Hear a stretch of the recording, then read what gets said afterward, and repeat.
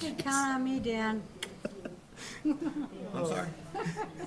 What? I said Dan can count on me if he needs a DNR. All right, good evening, everybody. Welcome to the Monday, September 26, 2022 Board of Selectmen meeting. Will you all join us with the Pledge of Allegiance?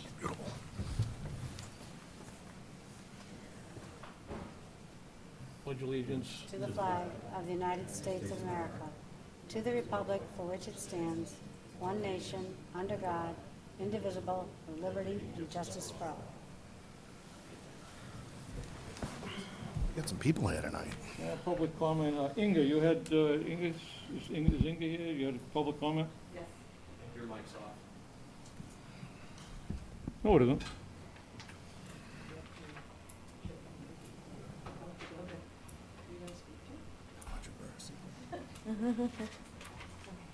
Could you identify yourself for the people? Yes, good evening. Inge Berger, I live on 5 Pinewood Lane. Thank you for giving us the opportunity to speak. We would like to comment on your ongoing discussions regarding policies and procedures for the Select Board. At the last meeting, you briefly discussed existing policies approved by previous boards. This document is now available online, and it's a good start, but it's far from finished. These policies were approved or amended in 2014, 2015, 2016, and 2017. Since then, nothing has been updated or changed. After 5 years, it might be a good idea to take a look at these policies, update them, and create a more structured and complete document. We feel that a comprehensive and cohesive document of policies and procedures would be beneficial to the board, other town boards, and to the community. Thank you. Diane Plantamura, Middle Street, Groveland. If members of the board had clear and responsible guidelines to follow, it would make your work, their work, easier and potentially more productive. When new members join the board, it would make their transition easier if they could consult a well-written and structured document that outlines their duties and responsibilities. When other boards and committees interact with the Select Board, it would be helpful for them if they knew exactly what procedures needed to be followed. Are you going to say something? Hi, I'm Beth Greenhagen, 28 7 Star Road. So to expand on this, when other boards and committees interact with the Select Board, it would be helpful for them if they knew exactly what the procedures needed to be followed. A document of policies and procedures would give transparency to the work of the board, and the community might be more appreciative of your hard work. A clear understanding of how the board operates and what guidelines they follow would give a positive and professional impression to the people of Groveland. Thank you. Thank you. We had another public comment, but you're not here. Approval of warrants. Jason, do you have those? I do. I'll make a motion to approve payroll warrant 2313 and the amount of $202,655.03. There's a motion, is there a second? Second. Motion and a second. Any discussion? None. All in favor? Unanimous. Bill warrant. I'll make a motion to approve bill warrant 2313 in the amount of $864,769.50, which breaks down to the town $315,850.55, water and sewer $63,908.86, payroll withholding $31,262.22, light bills $420,046, grants and revolving $33,701.87. Motion, is there a second? Second. Motion and a second. Any discussion? None. All in favor? Unanimous. Approval of the minutes, we didn't have any. Appointments of the board, we don't have any. Vote to the board. Accept the resignation of Anita Wright from the Council on Aging, and we have her letter of resignation. Is there a motion? I'll make a motion to accept the resignation of Anita Wright from the Council on Aging Board. I'll second. Motion and a second. Any discussion? When is it Go effective? ahead. Effective date? It believe it was was immediate. September 1st. Okay. All in favor? Unanimous. Resignation of Pete Danforth from the Highway Department, and that's effective September 30th. I'll make a motion to accept the resignation from Peter Danforth from the Highway Department effective September 30th. I'll second that. Motion, is there a second? Any discussion? I Mark? just want to thank Pete because I worked with him for 6-7 years on the highway department, and we got to do something because we keep losing good employees here, and it's pretty obvious why. And Well, it's going that's- to be a big loss for this town. That's something that you've echoed before. Yep. Anybody else? Kathy?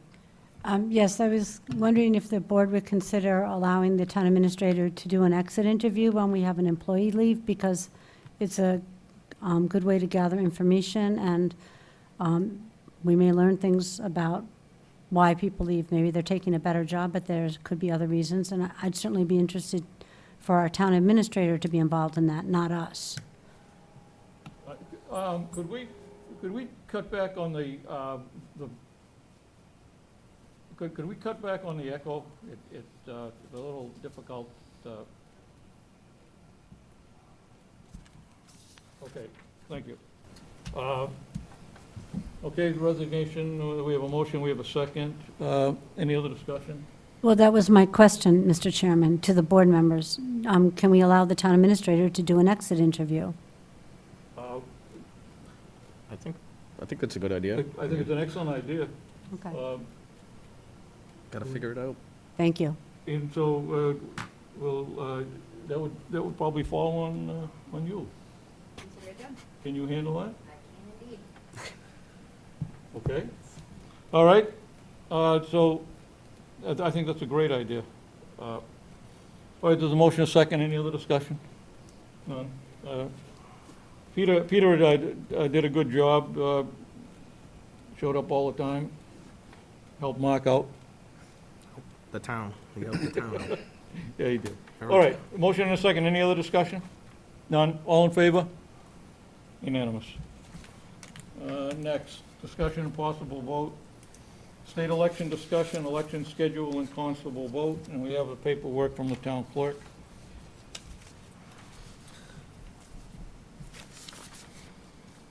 And looks like she's asking for 2 votes.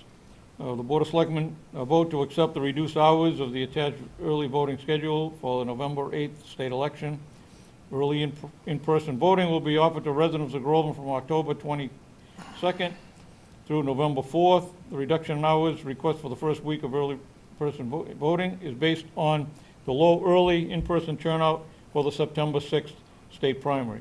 Groveland had a total of 60 early in-person votes throughout the 1-week period. I recommend the following action: to move to approve the early in-person voting schedule attached as allowed based on the total number of voters, 39,999, and the option, I don't know what that is. We don't have that many.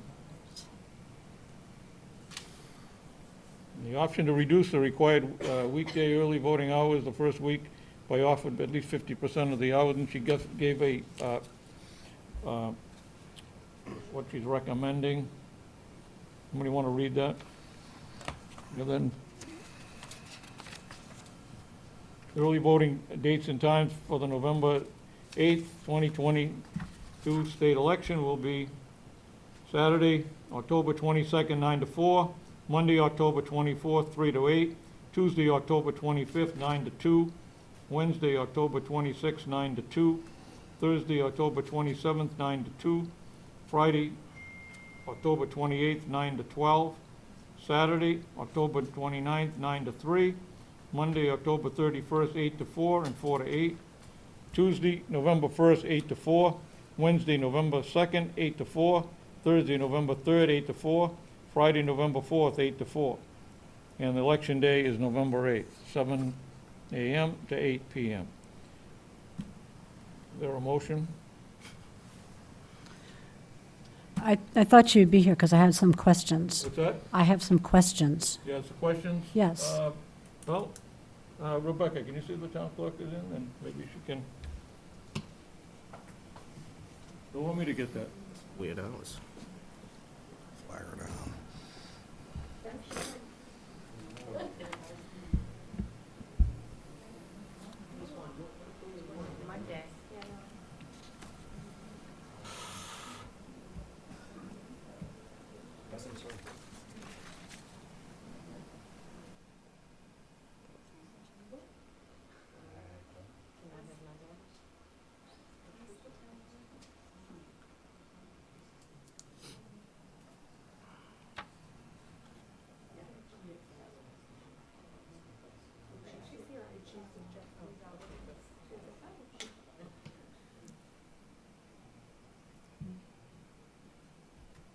Is she in?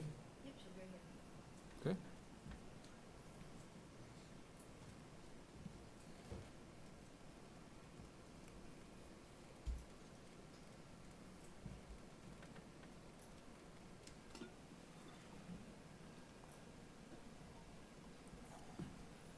Yeah, she'll be right in. We're waiting on the town clerk. Beth, we just, we have your request for the first action, and there's a question. Okay. Kathy, go ahead. Yeah. So, hi. So how many total registered voters do we have at this time? We have about 5,534. 5,500, right? And so 60 of them showed up for early voting in the last election. Out of the total votes cast, what percentage was that? 60 showed up for early in-person voting. Right, and so, I didn't do a percentage, I'm sorry. oh, so you don't, out of the total vote cast, you don't know what percentage that was? No, I didn't do a percentage, sorry. Okay. I guess, because if I'm understanding the things that I've read, that we've been getting a lot of emails on it, I know you've been in to explain this to us as well, but because we're a smaller town, under 7,000, we have some leeway in the setting of early voting hours, correct? That's correct. Okay. That's why I asked for reduced hours for the first week. Yes, But I can't ask for reduced hours on the second week. I can only ask for a reduction in hours for the first week of early in-person voting.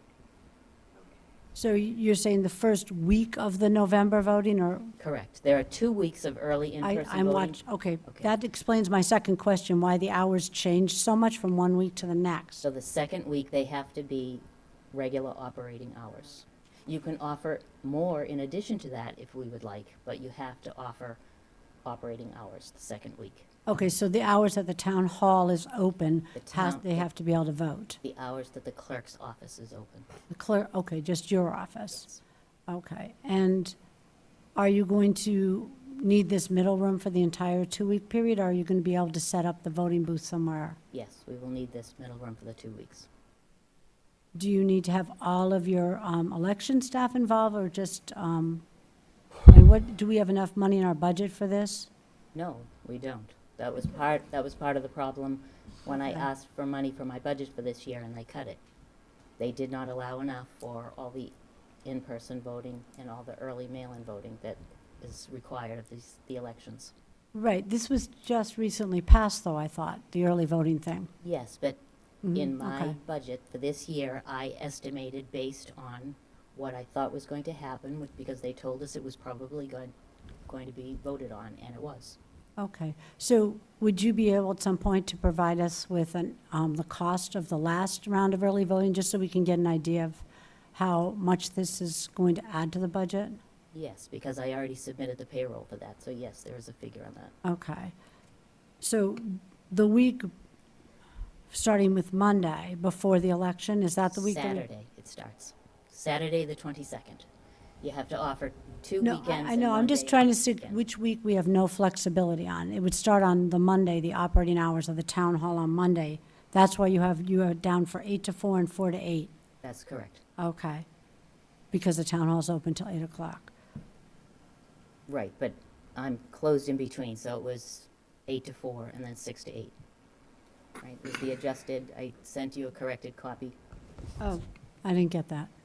So it's 8 to 4 and 6 to 8? And that's what we did for the first week of early voting for the primary. Okay. And do you have an estimate of what added cost this will be for our budget for this year? I could take a look at what the payroll was for the last, and then add the hours to it, but not on the spot, I don't have it, no. I'm sorry, I didn't hear the Yes, I can give you that, but I don't have it right now to give you. Oh, okay. Yeah, I know this is an unfunded mandate, and that's why I thought we should try and get an idea of how much it's costing us and send a letter maybe to Senator Tar or somebody and point out that this mandate came in after we had already approved our town budget. And from what you're describing, that week in advance of the polls, we have no choice at all. Okay, do you have enough staffing for the prior week? What do you mean? For the week in advance of the election week, the week that we have flexibility on? You still have a lot of hours there, but you think you'll be all right with that, for staffing that? I have people to work it, yes. Okay. Is there enough money in the budget? No, you're probably going to run short, Okay, because you also have to have early voting for a local election unless you opt out of it. so we can opt out of early voting for For a local? local only. Okay, You have to opt out for mail-in and opt in not to allow early in-person. So if you want to take a look at the law, right. I did Takes it both read ways. through it, but there's a lot to it, so I'm still getting an understanding of it. Okay, thank you. you're welcome. I'll make a Anybody? motion to approve the schedule as presented. Motion, there's a second, I wanna- for discussion purposes. You want to second it? Second. I'll second it. so All right, we go can ahead, Dan. Is what you presented the minimum required under the law, or is there extra? It's 50%, you have to offer at least 50% the first week, but you must offer at least 6 hours on the weekend. So I put the full 6 hours on Saturday.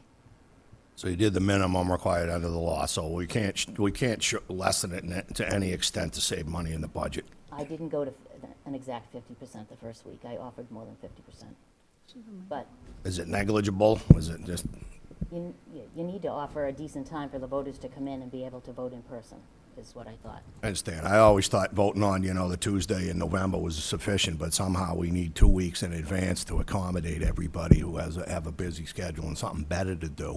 Some people can't get down here, or they're out of town for some reason. But I just think, the legislature gave us something, and we have to deal with it. So if we don't have money for it, my recommendation would be that we just do the minimum, which is excessive in my opinion. Do the bare minimum, save the money, and let the governor worry about it. The bare minimum could be 50%, so, for the first week.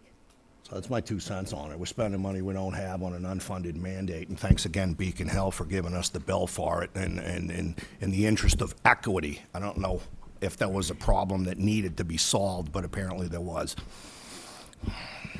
The only other thing I'll ask is if you take a look at the hours you're actually approving and verify that you got the most updated copy with the 8 to 4 and 6 to 8 on it. And not for nothing, they made it so simple that we can all understand it. I mean, there's just uniform rules here. It's just, I don't even want to read it, I'll be frank with you.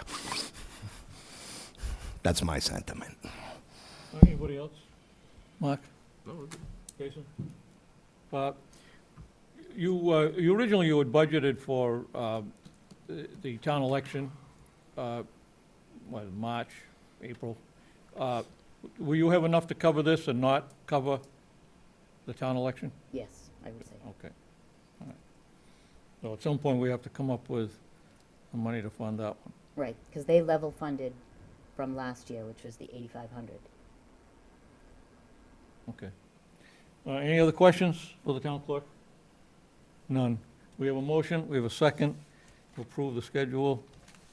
No further discussion, all in favor? Kathy, you had something? Mr. Chair, should we just repeat the hours to make sure we're voting the schedule that the clerk wants? Sure, Yes, so Okay, double check. so, you can read them. so starting with Saturday, October 22nd, 9 to 4, Yes. Monday, No, it's not 9 to 4. None of them are, the not first Saturday, 9, that's what I have. Saturday, October 22nd, 9 to 4 is what's on mine. So you want noon? Pardon, yes. Sorry about that, yes, it is. It is 9 to 4, pardon me. Okay, okay.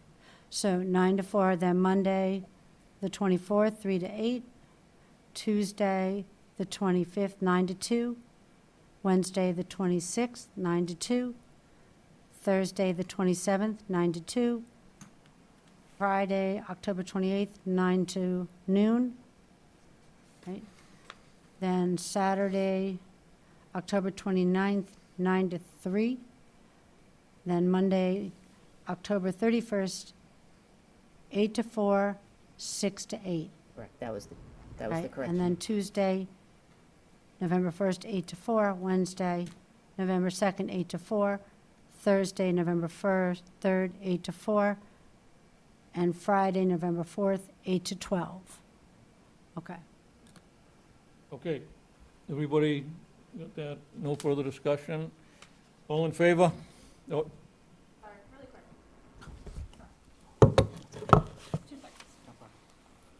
Sarah McGrath, 427 Main Street. Quick question. They that we're referring to that she originally budgeted, it goes through the finance board, your board, and our town administrator. I just want to clarify that the finance board is not solely responsible for the budget that's put forth.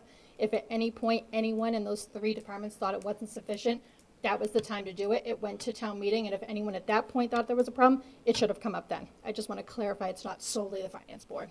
okay, thank you. All in favor? Opposed? None? Unanimous? Thank you.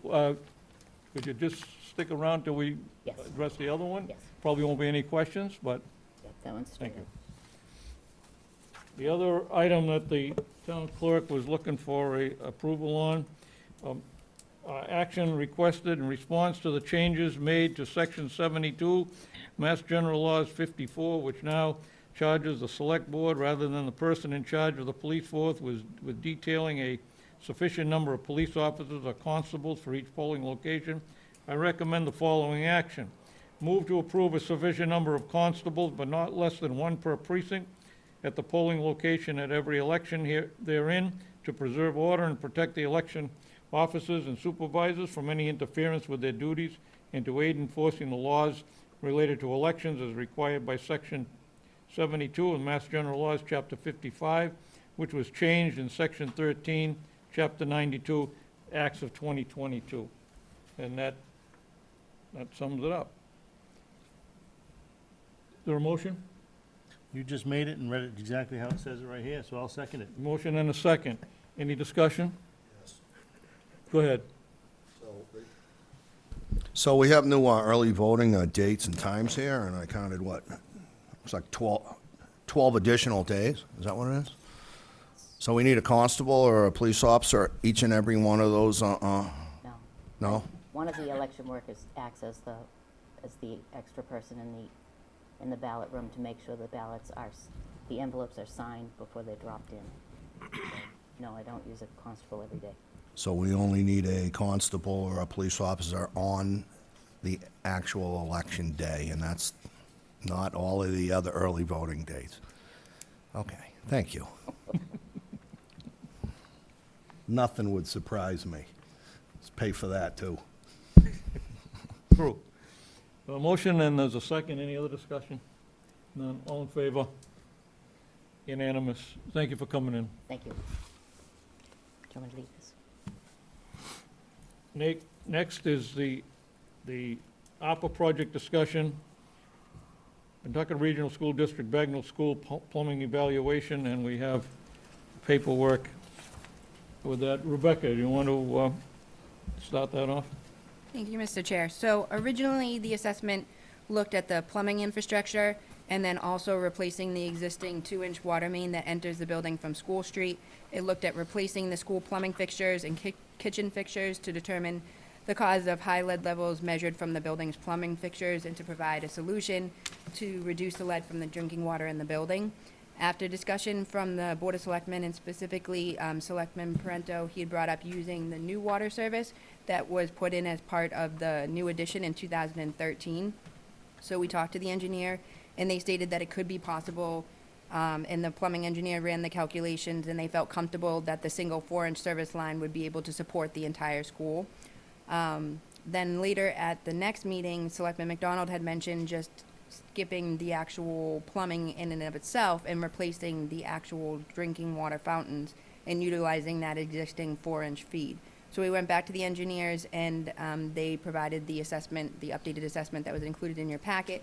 And essentially, they would connect the fountain locations from the existing water service supply, disconnect the water fountains from the existing 2-inch water service supply, refeed the water fountains with piping from the newer 4-inch kitchen water service, replace the existing drinking fountains and decommission the old drinking fountains, and replace them with the single ADA sensor-operated bottle filling stations, which include a triple clear force field filter that will provide and remove 98 plus of lead, which would put the school in compliance with the regulations.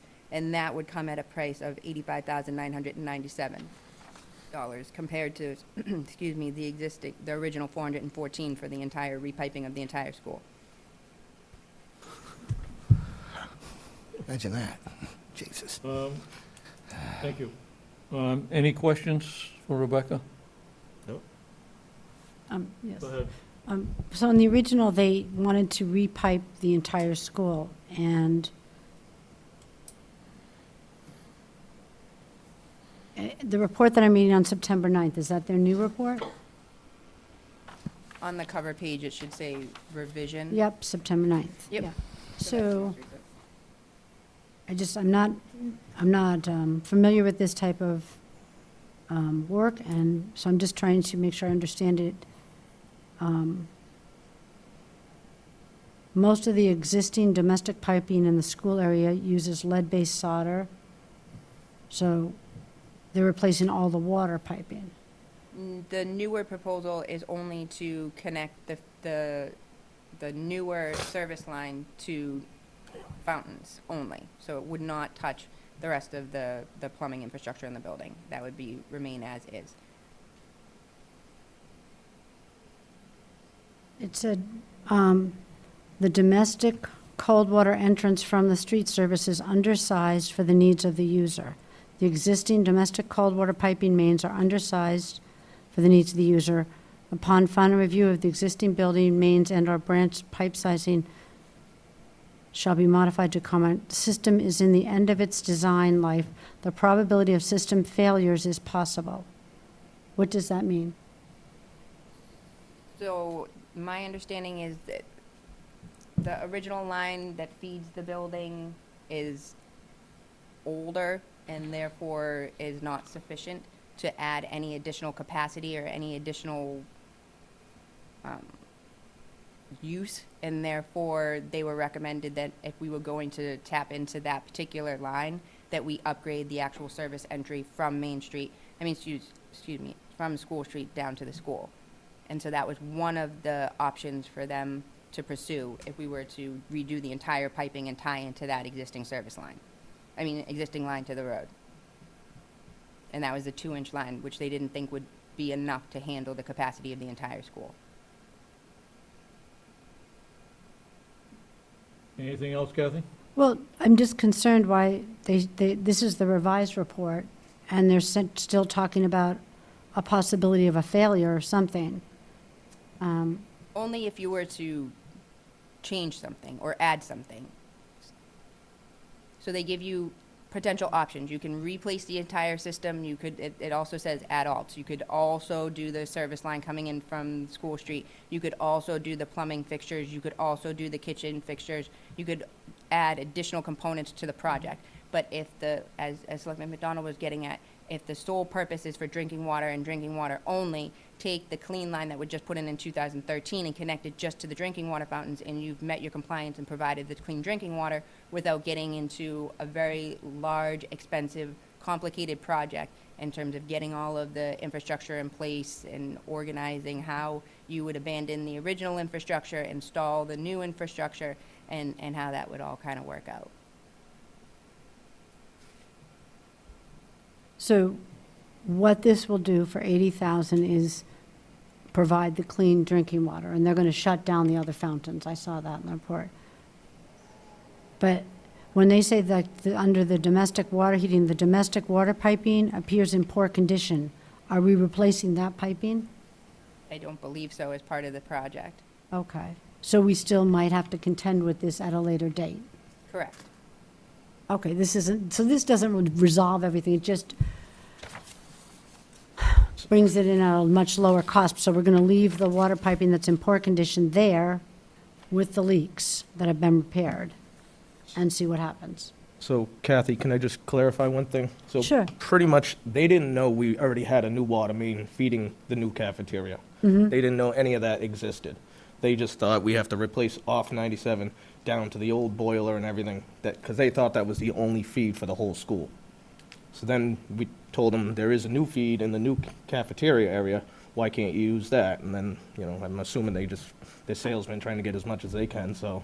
Well, I understand that point completely. What I'm asking about is, in this revised report, they're still pointing out that the things we're leaving behind might someday still have, they will have clean drinking water, which, don't get me wrong, I'm very happy about that. That was why I pushed for this. But I just want to make sure that we're aware that they're saying that there are other pipes and circulation equipment in there that are corroding that we may have to address, right? That's what they're Yes, saying. down the road, but Down the road. that was for everything. We're trying to get the kids water they can drink, and that's our main concern. I mean, if there's a pipe feeding a sink in a janitor's closet that, they mop the floor with, that's not our concern at the moment. Let's get the water kids can drink. Yeah, well, they're talking about the water used in the kitchen, the water used for fire prevention, everything. So I'm just saying that, Dan first. there are still things that they say are in poor condition, and I would just hope we'd keep those on the backside of that capital project list that they submit from Pentucket, where they forget to tell us things that need to be fixed at Bagnell. So, yeah, we should make sure this is on the list, right? Well, that was part of the reason that we went through with the assessment as well, is to evaluate the condition of the school, and why we wanted to make sure that we were looking at everything, because we could then decide as priority levels what needed to be addressed sooner rather than later, and what we could do at a later date. So this looks good, though, other than that. Okay. You all set? I am, thank you. Dan? I think we got the answer we're looking for. Let's get the lead out, get the kids something they can drink. And I don't want to be facetious, but you don't need to replace the toilets and the plumbing of the toilets unless you're drinking out of them. So, but it would save the town $350,000 that we could use on other much-needed services if we just took care of the drinking water problem for the kids at the Bagnell. And this seems like it accomplishes task with the new water service that was put in. And we just tap into that and disconnect the old lead pipes and leave the other pipes in place for the time being, because I don't see there's any emergency to rip out pipes out of walls and replumb the whole building. So I think we move on unless we get a better offer. How does it work on the 85,000 price? Do we put that out for bid? Is that just an estimate and we got to go down that route, or do we just, sign up for it? So we still, after we put the project out to bid, they did provide construction documents as well. So all of that will be used to assemble the specifications that we would then use to go through the proper procurement. Yeah. You got a question? Oh, you're set. No, we make a motion on it, or what do we do? I just had one follow-up quick. Rebecca, is it possible for them to just, much like they provided the list to do the water fountains, to provide just kind of an overview list of what is in poor condition that they're not addressing, just so we know what it is? Yes, I think that some of that was included in the original In assessment. the original, but if they could just roll it forward and put it in this, that would be helpful to me, because that's what I was trying to figure out, like what we were not doing. Okay. Okay. Jason. Thank you. Yeah, I know, when I was reading this here, the 2-inch main that was coming in and supplying the old portion of the school was that concern of being old and ready to fail. And when they did the new part of the school, they ran the 4-inch main that Mark put up. And that 4-inch main, according to what they say in terms of upgrading the 2-inch main to a 4-inch, will run the whole school. So if this does fail, my guess is that they'll just be pulling off the 4-inch that comes in, and this will just be abandoned. Exactly. So I don't think that's gonna be something that's gonna cost a lot to be replaced, because it won't need to be replaced, because we already did the work when they put the addition of the school on. Yes, Diane. Oh, thank you. Diane, Plantamira, Mill Street. Just a consideration, kids drink from the sinks in the bathroom, you know, they always have, they will, and those sinks, you're not replacing that water. So that's contaminated water, too. Just a thought. I think we could put some signs up. For kindergartners? Gotta learn at some point. Okay, thank you. Dan, you made a motion? I'll make a motion to accept the proposal or put it out for a public bid, $85,000. Motion and a second, thank you. Any other discussion? None, all in favor? Unanimous. Thank you.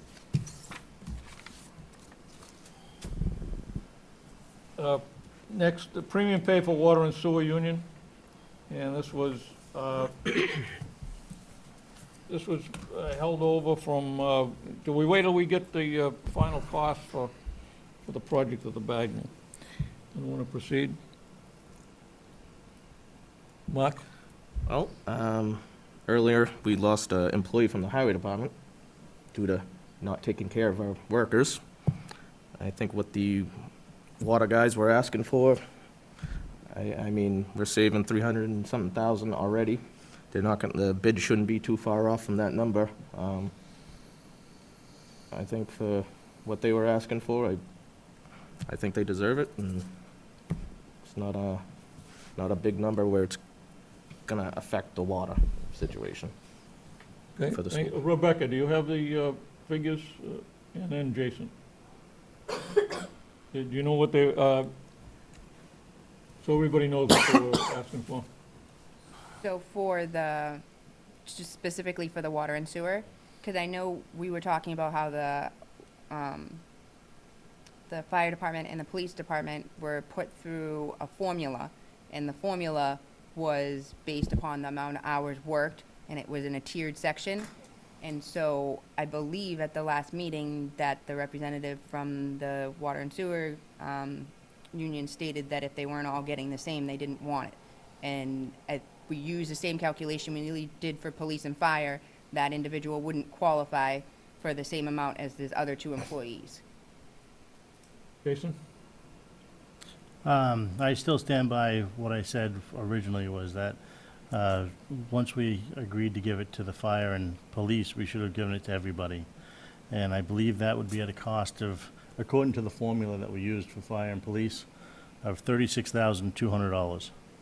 Well, we're here to deal with just the water and sewer at this point. Go ahead. Kathy? Yes.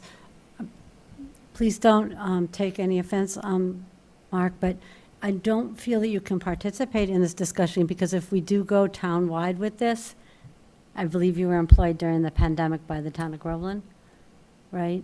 So I'm just Guys putting can it there, keep but I did go back, and I think that I agree with what Selectman Jason is saying, that if we're going to do anything more beyond the people that had to go into people's homes without a vaccination, if we're going to go a step beyond that into the indirect contacts that many of our employees had, whether they were meeting someone in a parking lot or getting information at the door of the town hall, or the highway guys out there working and interacting with each other.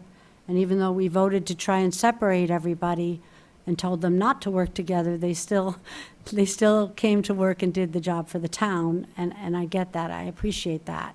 So my thought would be that we're either going to go the extra step and take care of the whole thing once and for all, or we're going to limit it at the first responders who went into people's homes before the vaccination was available. That's just my thought. I mean, because the formulas and the prorating and everything, and then the next department will come in, and the next department, and I think we'll just destroy the morale of our town employees, one department at a time. And I think we have to figure out, what are other towns doing? Is there a model? Is there a fair way to do this? And do we have the funds to do it? I was reading something recently, and I was curious as to whether or not we're in line for a second round of funding at any point. Do you think Yes, we did receive that. a second round? Okay, so maybe we can discuss all the town employees as opposed to doing one department at a time and getting really specific about how many hours they worked and what they did during those hours. Because from my observation, and I was on this board during the pandemic, our town employees were working, they were working from home, they were coming to the town hall, they were meeting people in the parking lot, they were meeting people outside the door of the town hall. The highway people were out there plowing, shoveling, the water and sewer was out there testing the water, cleaning out things that got clogged. So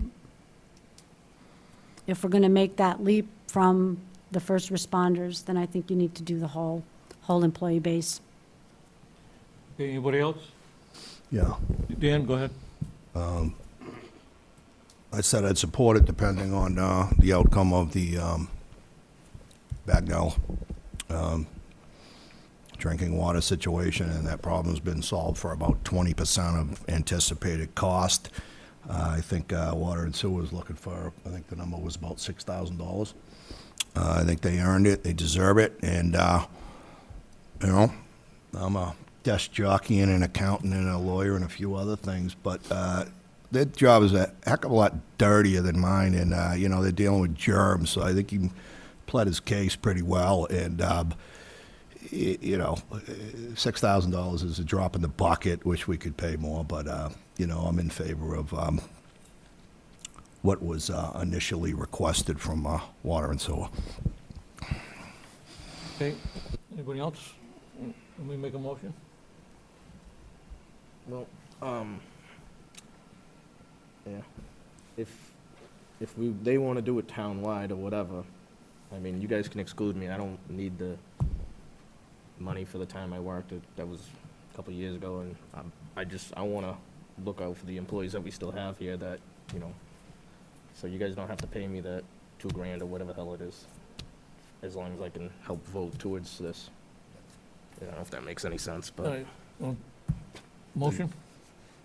I make a motion, what was the dollar amount? Do we have a set figure? It's to be determined on the formula similar to what was used with police and fire? Is that what? So, but that's the question. Does the board want to give them all $2,000 as requested? Because I thought it was pretty clear that at the last meeting, he said if they're not all getting $2,000 each, then they don't want it.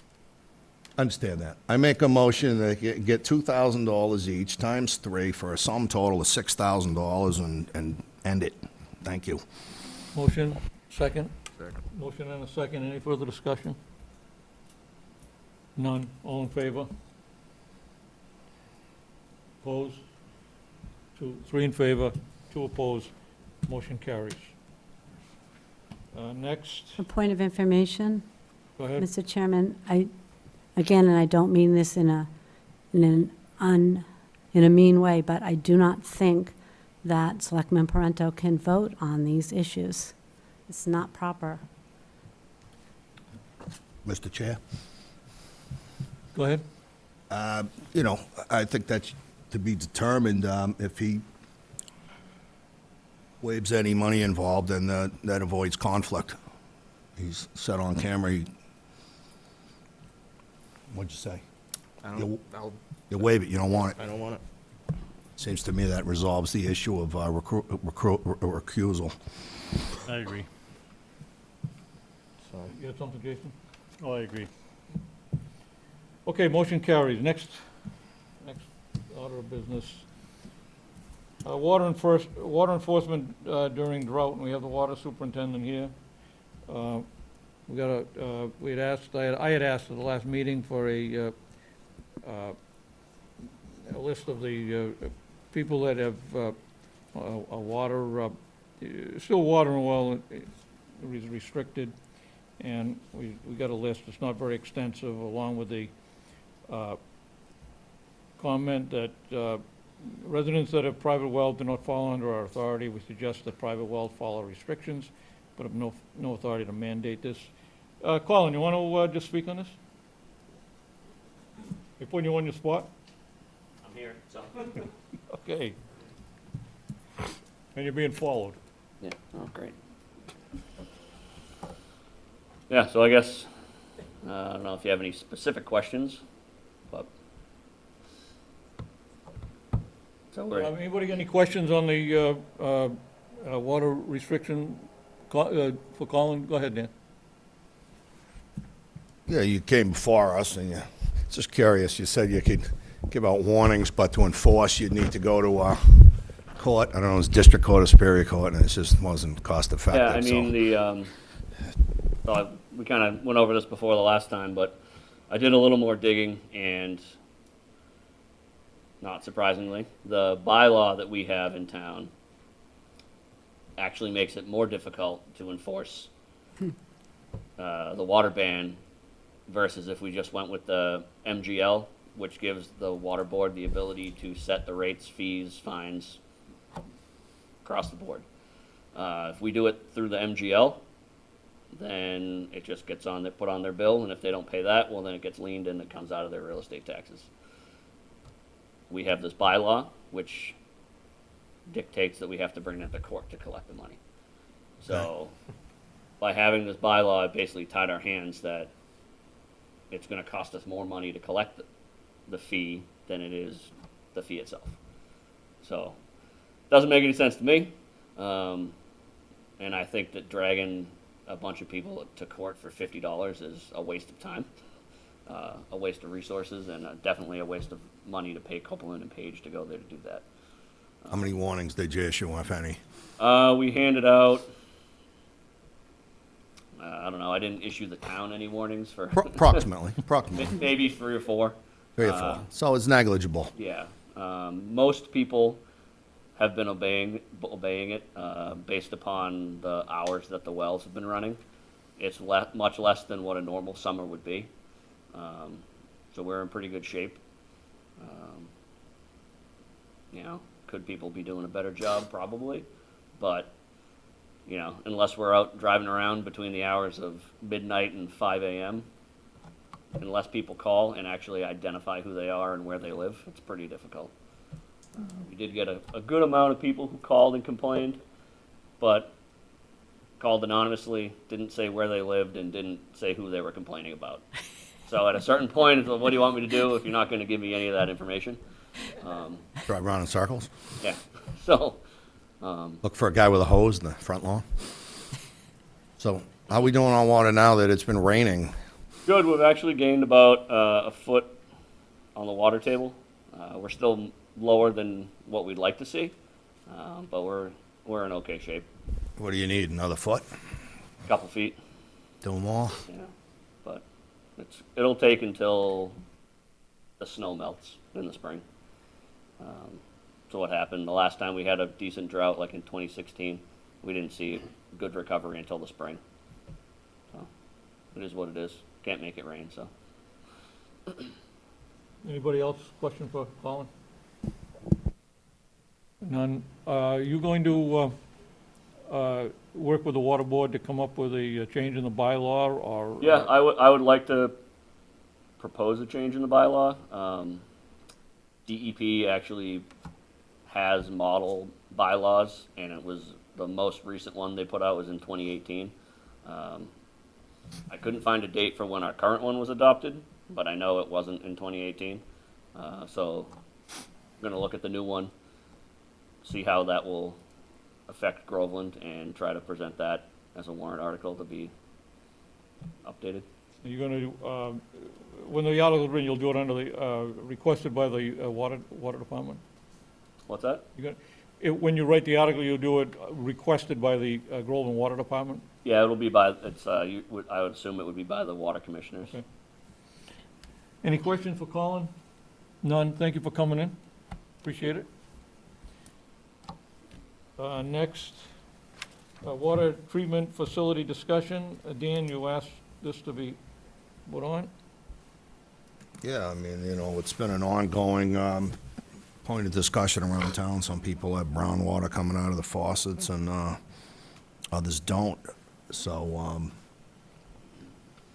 it's been brought up to me, and I spoke with Rebecca about it, and Rebecca had some ideas on a location. If I Rebecca, could- I know you have been working with the legislative delegation. Maybe you can just give us an update on what you've come up with so far. Yes, we recently received an earmark for $15,000 to continue our planning for a water treatment facility from Senator Tarr's office. I've had initial conversations with Colin Stokes with the Water and Sewer Commission to discuss potential ideas as how we can use that money to further our initiative.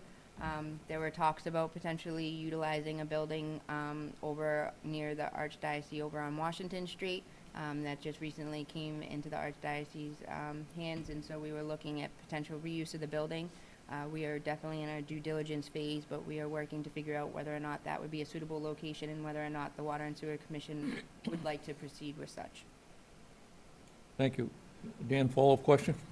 Yeah, I mean, is that the former DEP or Superfund site on that well or pump? So the building that we're talking about is actually on the Archdiocese lands behind the Superfund site. So it was not on that Not on parcel of land, it was not. It's not on the Valley Screw property, no. Was not. So we hope it's clean and there's infrastructure in place that could save us significant sums of money if we could utilize that. So we did an Location. initial research or a feasibility study with environmental partners. We received a grant from the Department of Housing and Community Development for a small choice grant, and we spent about, I think it was like $25,000 or $35,000 working with them to put together a plan of where we would actually put the water treatment facility, what it would cost, what it would look like, how it would be designed. And I think that the estimate was about $21 million for the project, which is obviously quite substantial and not exactly feasible. So I know that after we received that report, trying to have conversations with the Water and Sewer Department to figure out exactly what other options are available. And like we said, the Archdiocese finally came into control of that building on their property. It was just given to them back by the EPA. And so we have started to initiate just conversations as to whether or not they have any plans with the property, whether or not they'd be interested in selling the property to the town, and what we could utilize that property for. But again, it's in its very early stages, and we would need to work very closely with the Water and Sewer Commission to see exactly what it is that their plans are and what it is that they would like to do. Dan, back to you. What's the next step? I mean, are we gonna open a dialogue with them, or you're gonna follow up with them and have them, you know, take the next step? Because nothing will happen unless we move the ball. So I know that I've been working with Mike Dempsey and trying to work out ways that we could figure out how we can get an appraisal of the property and initiate further conversations with the Archdiocese. We're not going to give us the property for free, obviously. We have reached out to their real estate broker, and we have had initial conversations with him. So again, I think that the next steps are to get an appraisal on the property and have further conversations with the Water and Sewer Commission as to whether or not they would even entertain utilizing that site for that operation. I know initial conversations with Colin have been great, but the commission, it's still their operation, and they would still need to make that determination. Okay. Ed, Good, Kathy, go ahead. thank you. This building was the building that was used to clean the water, so it was set up to pump the water out of the ground, clean it, and put it back in. So that's why, are you thinking that could save a significant amount of money in some way? Because it's set up that way? Yeah, I mean, obviously what they were doing there, what they were doing there is not what we would need to do. Okay, that's what I'm trying to understand. So what they were doing there is not what we would need to do. However, out of that $21 million plan for a facility, $1.5 million of it was for the box, the building. Okay. And then there was like another $1.6 million for HVAC, electrical work, site work, so your stormwater infrastructure, your septic system, which most of that stuff is already there / could be reused. So there would be some savings. There would still need to be some modifications done to the building because it would be a different type of water filtration. But doing our due diligence and seeing, if it would be applicable to what we're looking to do, and if my board is favorable for it. I think if you're looking at fixing a problem that's been around for a very long time, Yeah. it's something that should be looked at. So when you talk about, 20, 21 million, what is it that, like, a person who has their own well, like we did on Rocky Woods, we had to buy some kind of filter thing because it rotted right through, the minerals went right through our water heater. So is this like just a gigantic filter thing? I mean, what is it that costs so much about it? I don't. Welcome to government. Everything costs money. So it would be a green sand filter plant. Okay. And then we would still have to add, currently we chlorinate the water, we adjust the pH, and we add fluoride. So we'd still have to do those three things and have to filter the water. So that building would house 3 green sand plant filters, a backwash tank, and a clear well, I think, if I remember correctly. So it all just takes up space. The water goes through the sand, collects the iron and manganese, gets chlorinated before that and after that, and then gets pumped out. Would you need like plant operators on site there all the time, or does this thing So run by itself? It wouldn't be staffed 24 hours a day. The feasibility study does go into detail about we would probably need to add one more operator. But my guys now, we have the licenses to run it, so we wouldn't need all new staff. We just need an additional person for the extra work. And can you bond it for more than 30 years because we'd use it for more than 30 years, or is 30 years the cap? That I'm not sure about. That would be a finance question. The feasibility study calls out costs for a 20-year loan and a 30-year loan. Yeah. But going beyond that, I'm not sure if that's a possibility or not. How much do you think it would add to a So it homeowner's? would be, a if it homeowner's was bill? 20 years, it was $150 a quarter. Okay, And if it was 30 years, no, sorry. If it was 20 years, it was $180, and 30 years, it was $150 per quarter, per quarter for 20 or 30 years. and for just the people on water. So it's a little bit like the high school building project, Yeah, maybe. and that's, it'd be great if we could get some money from the government, but we asked for $250,000 and we got $15,000. 15,000. Yeah, that's a little bit small. Yeah. Yeah. But we're grateful. Yeah, Okay, no, thank you. Yeah. we'll use it and we'll put it to good use for, the exploration phases of this and see what happens. Jason? So that's gonna cost the average homeowner that uses Groveland's water $18,000 a year. Oh, you put it on. I mean, $18,000 over the 30 years, $600 a year. Yeah. That seems a lot more than a home filtration system that most of the homeowners that I've spoken to have already put into their homes. And then they have complete control over it at a much, much lower cost. Yeah, so ultimately that's the least expensive way to do it. Because that's just what you do when you have your own personal well. Yeah, absolutely. Georgetown, I talked to a few people down there as well, and they have to do the same because they get what they said was black water out of their pipe sometimes. Yep. So Georgetown has the same minerals that we do. They just have a lot higher levels of manganese. That manganese is what gives you the black colored water. So when they had their plant designed a long time ago, it was great then, but now their levels are higher. So it can't remove all the manganese that they have in the water. So So they're changes, in the process of adding onto their plant. It might already have happened last year, but their plant wasn't sufficient for the minerals that they had in the water. and then I know in Situate, they have a water treatment plant, but they still have all sorts of problems. Yeah, I mean, that's kind of one of the downfalls of water is you have no idea. You know, it could change tomorrow and be 10 times worse than it is right now. You could drill a new well and it could be great for a year, and then year two, no good. Okay. Thank you, Colin. Anybody else? Yeah, I have a question.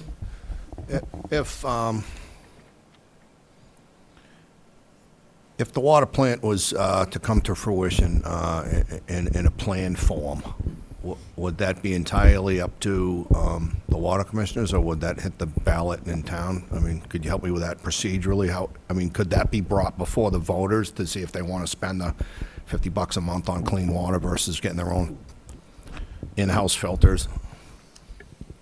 So I'd have to do a little more research on that, but as far as Whose decision would it be? ultimately, it's the water commissioner's decision. So They set the rates. if you wanted to do it, you could do it without anybody's permission other than your own body. No. Not entirely, so, Not without flack, but not, yeah, I mean, ultimately, the town meeting approves the budget. So if Got the it. budget gets shot down, then we can't spend the money. gotcha. We could collect the money, but town meeting could say we couldn't spend it. No, but if you explore it, I would think you'd have public hearings to get feedback and just see if it goes down the right road. You know, a project of that magnitude, Yeah. I don't think jamming $20 million down people's throats is the No, best way I'm- to go about it. I'm just making a point here as to how it would proceed in terms of, even presenting that to the people. Is that something that your organization would pursue to at least give us the option? That's all I'm looking for. If the people vote it down, fine. If they vote it up, then I'm fine with that too. But seems to me like there should be an option at least. Yeah, so I guess there's three options. One option is we do nothing, which Yeah. we've been pretty good at doing that for a few decades now. The problem hasn't gone away. Option 2 is a treatment plant, and option 3 is drilling new wells and hoping that you don't end up with the same problem eventually. Like I said, if you drill a well, could be great now, and then you might have the same problem in a couple years. There's no guarantee. Just like there's no guarantee that the treatment plant, if the water continues to get more manganese in it, maybe the treatment plant doesn't work in 20 years, and it has to be added on to. When you're pulling water out of the ground, you don't know what you're going to get until it comes out. So, The short-term solution right now is get your own private filters yeah, I mean, until, what I hear a lot from people is that they don't think that they should have to do that because they're paying water rates. But they're paying water rates for water that's not filtered. So if you want filtered water, you're either going to pay us to do it for you, or you can put a filter system in your house. A lot of people in town already have them. What I also see is that the packaging says this filter should last 6 months. yeah, okay. But if you have that on, that same filter in Boston that's already getting filtered water is going to last a lot longer than in Groveland where you're getting unfiltered water. So people can't comprehend that. And That's the main problem. one more thing. The problem I see with, kind of a do-it-yourselfer, I don't know what I'm filtering and what I'm not filtering. Oh, yeah. I would think if you had a water treatment plant, you get somebody that, actually is in the know professionally and then monitoring chemicals and metals. And do we all have to be part-time, geologists and chemists to, drink safe water in town? And again, it's not what I do. Right, yeah, so, you can get a filter for just about anything these days. What we have going on here, you can solve with a pretty basic filter. So you can put a basic canister filter in your house. Charcoal filter? Is that That what would they are? even be more than what would be required to filter out the iron and manganese. Okay. So it's like a car. You can spend $10 on a filter, or you can spend $4,000 on a filter, and anywhere in between. It's all personal preference. Some Nope. people need to take the chlorine out because they have sensitive skin. That filter costs more money than just your basic paper filter. Okay, thank you. Anybody else? No. Thank you. Rebecca, do you have anything to add? Thank you. Thank you for sticking around. Pentucket school budget, Dan, you were looking for this? Yeah, I'm anticipating they're gonna take another shot at a Prop 2.5 override if I had to, speculate. So I just wanna, we've talked about opening up dialogues and, with, our town, their town, Merrimack, everybody. Finance, is finance anticipating a bump in the school budget? I don't want to be reactionary. We've been reactionary in the last year or 2 years. And, I don't want any curveballs. I don't want to get bushwhacked. So I want to, have this board and the other two boards in the other towns on the same page. And, I don't want any salesman spins coming in here next April and May. I want facts, and I want to know what's going on ahead of time. So that's my thinking on that. I think there's more on the horizon. Anybody else? Kathy? Well, yes, Dan, as you know, we had that informal meeting the day that there was the tour of the new building, the new high school. So informally, we had a selectman from each town, finance board member from each town, and we actually sat down at this very table. And as we went through the regional agreement, and we had our town administrators and town managers there as well, as we went through the regional agreement, what we realized is there were clauses in it that just weren't being followed. And that's why we were kind of blindsided. So the clause that says you will meet in December, I believe, correct? Now, I believe our town administrator is following up with the other town managers as the next step that everyone agreed on. And they're also looking at some other parts of the regional agreement. One, in fact, about the level of expenditure that would qualify for the town to have to take care of it versus the school to have to take care of it with respect to the elementary school. I think it was it a select board member from another town? Mentioned that perhaps that should be raised from 10,000 to 20,000, so that the towns are not on the hook for everything that breaks in the elementary schools, because they are supposed to be caretaking the schools. So we did note that there were clauses in the agreement that just weren't followed the past 2 years. And we're going to just follow up and make sure that those meetings happen. Okay. Be appreciated, we need to know, because what happened last year I didn't appreciate, and a lot of people didn't either. I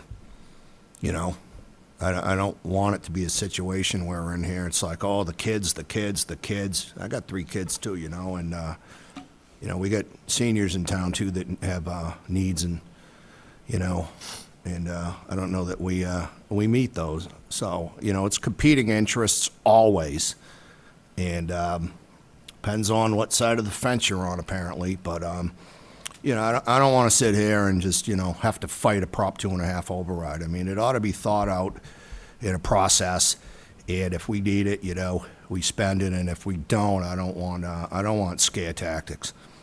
So that's what I want to avoid. I don't know if we can accomplish it. Go ahead. Make one comment.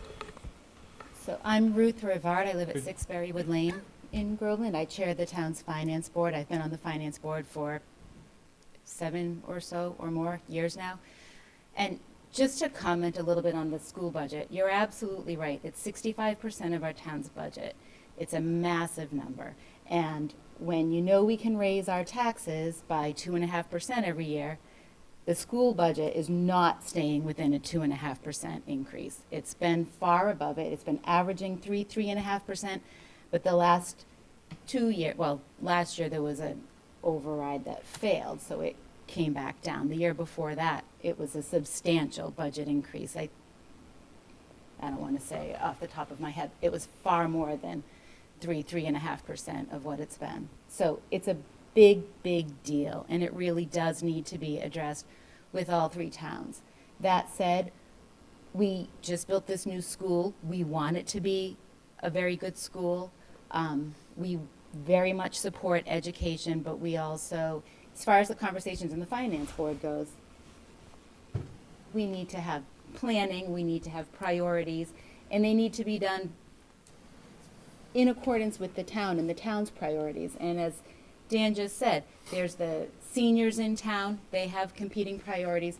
We have services that we want to be able to continue providing for our town.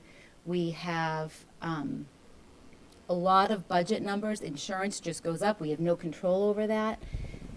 And the reason I sort of back into all of this is because at the beginning of the meeting, when Selectman Parento, you mentioned that we don't take care of our employees, and it may seem that way, and I'm sorry, I'm really sorry if it seems that way.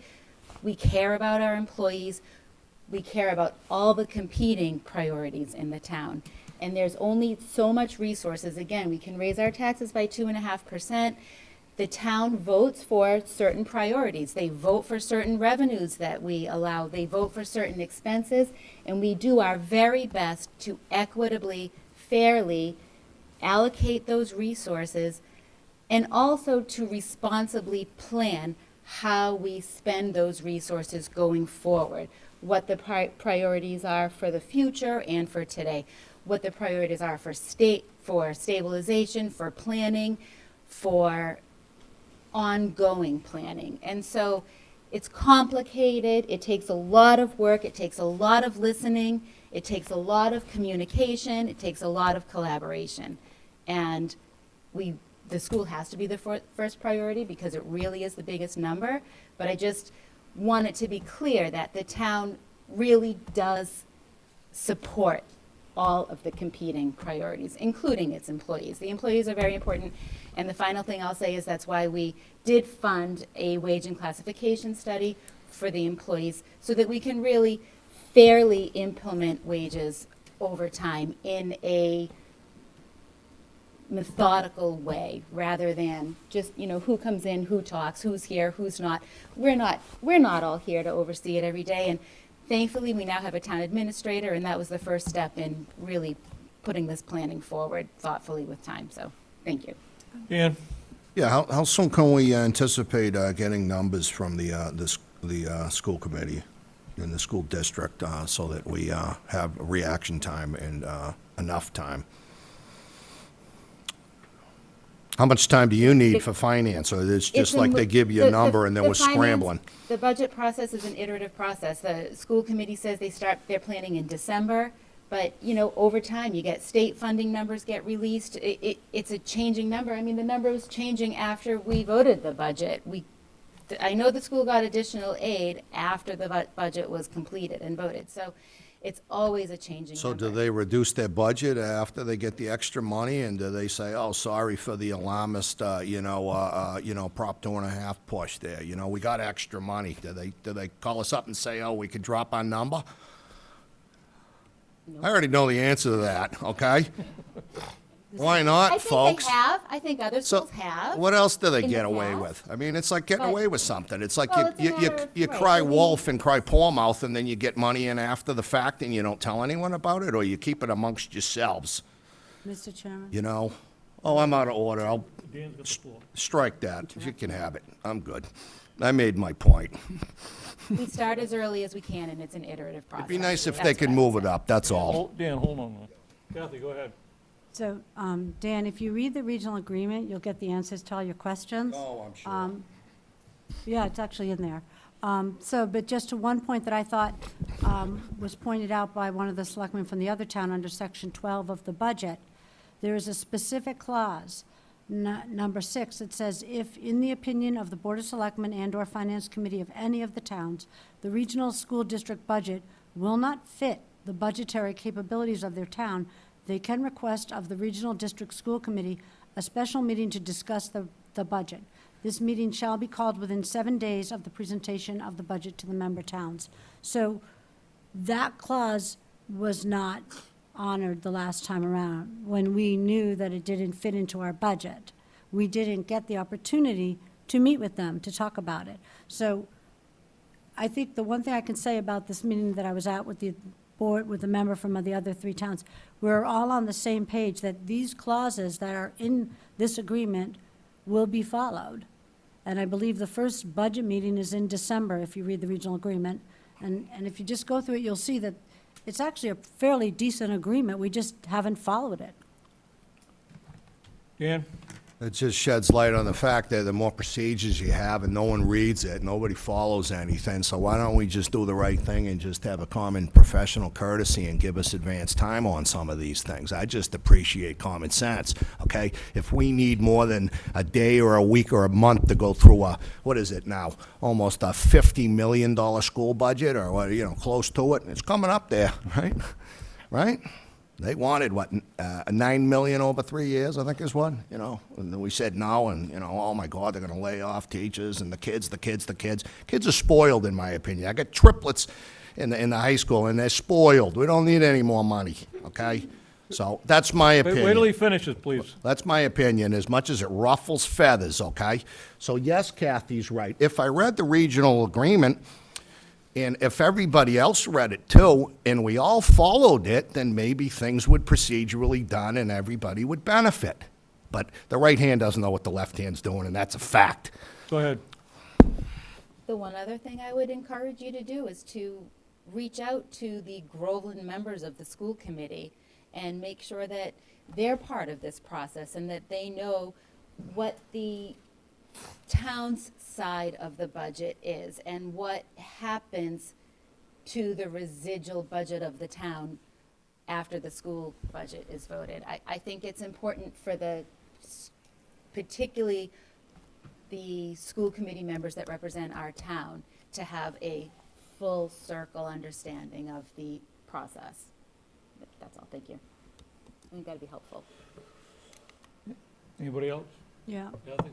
Well, just to add to it, Dan, if you, the emails that we received showing the early minimum contributions for each town do show that the percentages have swung a little bit away from Groveland, so that should help in the first round of the assessment.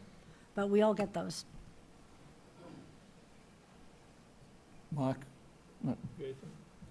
All set. Dan, do you have anything else to add? No, I just, you know what, it's just a deja vu. I'm expecting the same old, and I hope I'm wrong. Okay, thank you. Thank you. Recording of board and committee meetings, Dan, you were looking for this. Yeah, I seem to be pushing all the buttons tonight, so, recording of board committee meetings, I heard, through the grapevine, little bird landed on my shoulder and said that, there was, a meeting or two where the, cable, people weren't welcome. So it's my opinion that all, public, meetings, the, cable, local access, cable should have access to record them, and, that ought to be the policy. And it's my opinion that if you don't want them there, then don't be here. Anybody? Rebecca, you had nothing? Okay, Well, I want to talk to Rebecca about it. I'll put her on the spot again, if I may, Mr. Chairman. What is the law on people showing up at meetings and that want to videotape it or put it on camera? What is the law? I think you told me there was an Attorney General decision on that.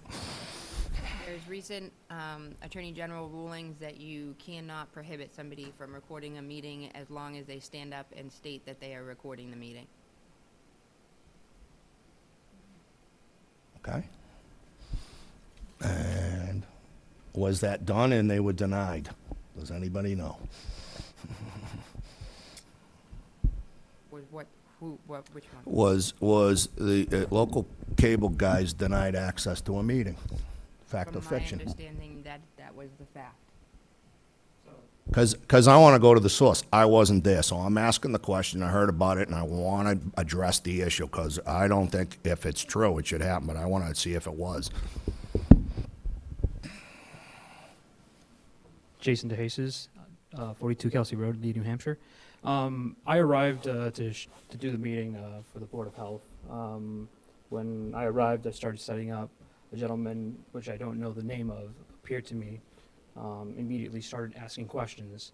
And I'm sorry if I don't recall the whole event. I have it in text message saved with my I want to say manager, boss, Chris LaCorey.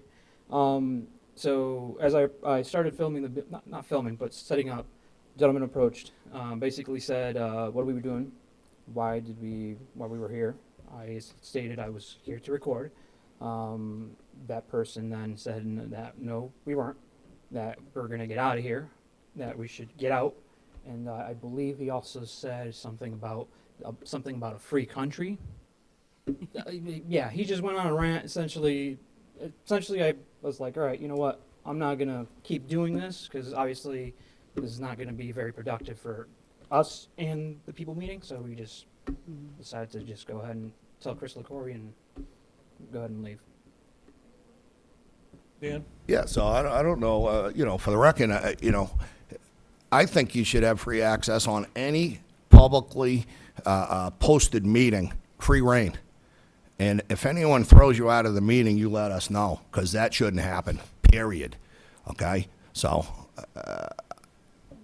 I don't know what anyone else thinks about it, but that's my opinion. And if you have elected officials or appointed people that want to use this facility and they want to throw you out of the meeting so they're not on camera, what are they doing here? I mean, I question it. I am going to question it. And we might not have jurisdiction over elected officials, okay? But I think this board has jurisdiction over the facilities, and if they don't want to have their meetings here on camera, then maybe they should have them someplace else. And then they can have them in private, which I don't think is ethical, okay? But that's just my 2 cents, all right? But I appreciate what you did, and I'm sorry you were treated that way, and I want to make sure it never happens again. Any comments? Kathy? No, I mean, this room is set up. We've put a lot of time and effort, microphoning it and cameraing it so that, it's not to make people feel uncomfortable being on town committees, but people like to know, what's happening when something fun is coming along or when there's a problem. They like to be able to tune in. So hopefully with the vote that we took a couple meetings ago where we voted all meetings if we can, I mean, obviously, within human constraints, all meetings in this room will be broadcast so that it's fair. Everybody's included in the fun business of looking at yourself on camera and saying, oh, God, did I wear the wrong shirt or what?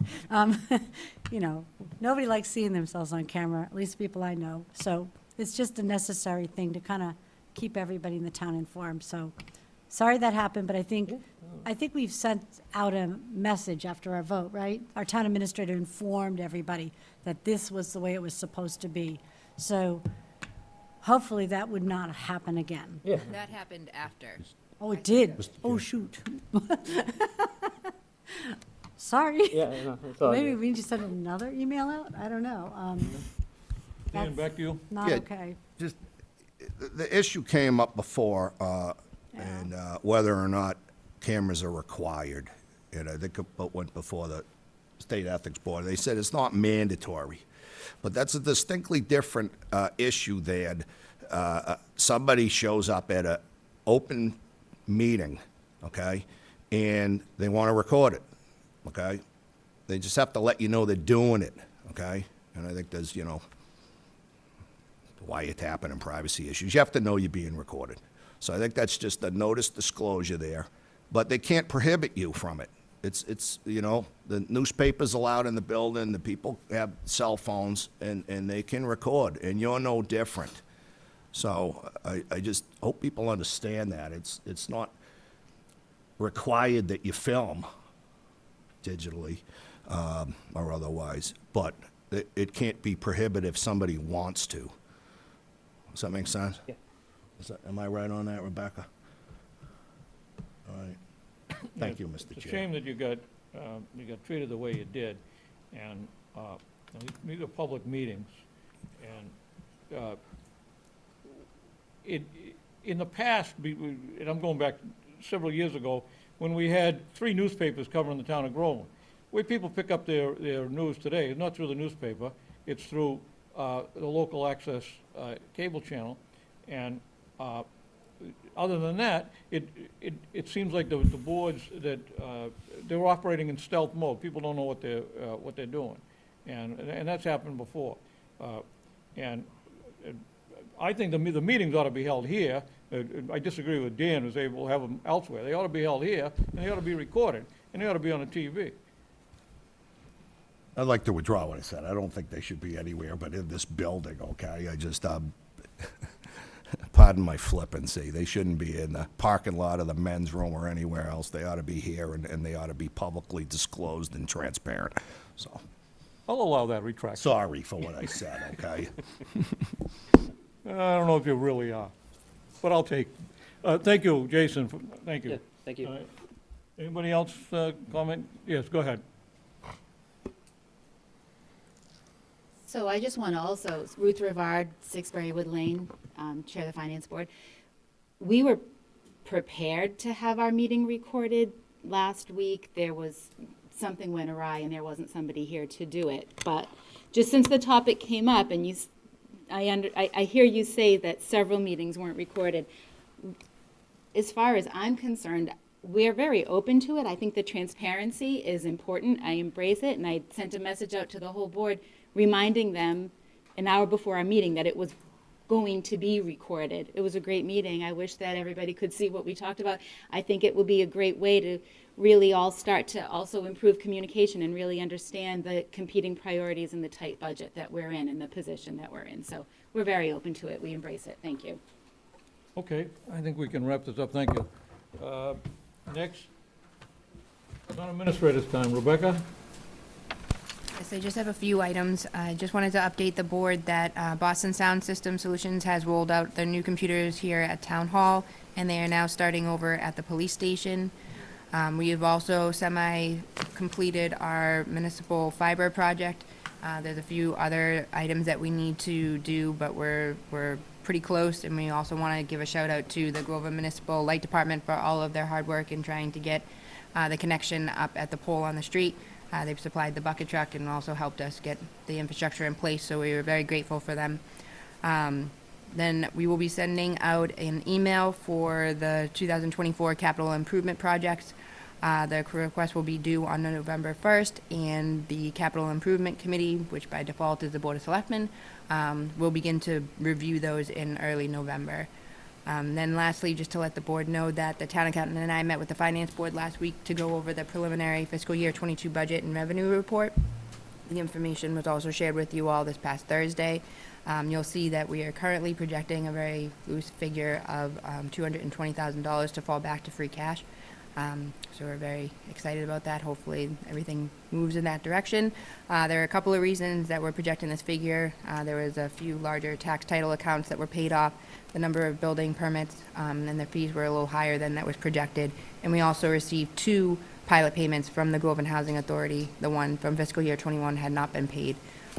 So those are the preliminary numbers, and the town accountant and I will be back at a later date to give a more formal update once we get closer to actually closing out the books. And on the topic of budgets, we have drafted a budget schedule. We have reviewed that with the finance board, and we're hoping to provide that to you in the coming weeks so that we can start the process. Okay, any questions for Rebecca?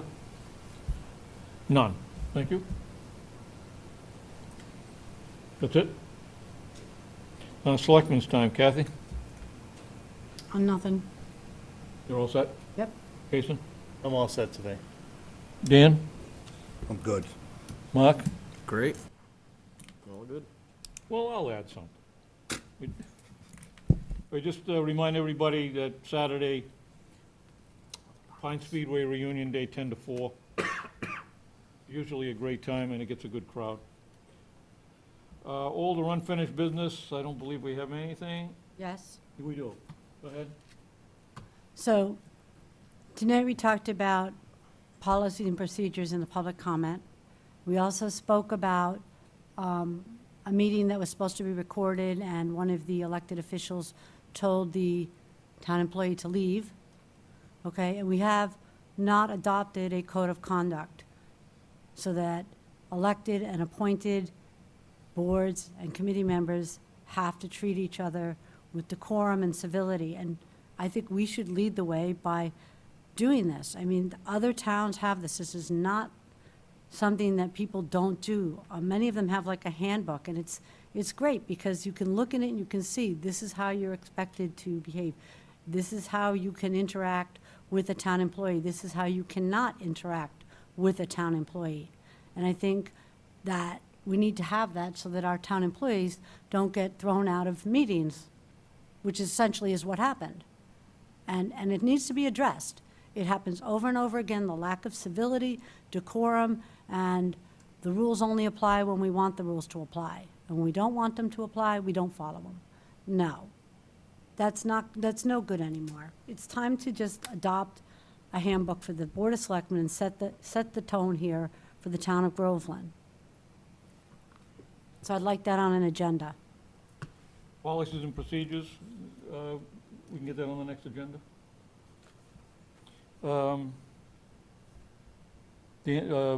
Mark? Oh, no, older unfinished business. Other items not reasonably anticipated at the time of posting, I don't think we have anything. Correspondence, we have information from the police chief that they received a $5,760 grant for, under the Municipal Road Safety Program. I don't have anything else. Take a motion to adjourn. Motion to adjourn, 8 o'clock. Motion to adjourn, and then thank you, Mark, for a second, and all in favor of adjournment? Unanimous. What's so funny? Yep. Every time. What? Every time. What's that? I can't even get it out. Geez, I can't even say I'm sorry.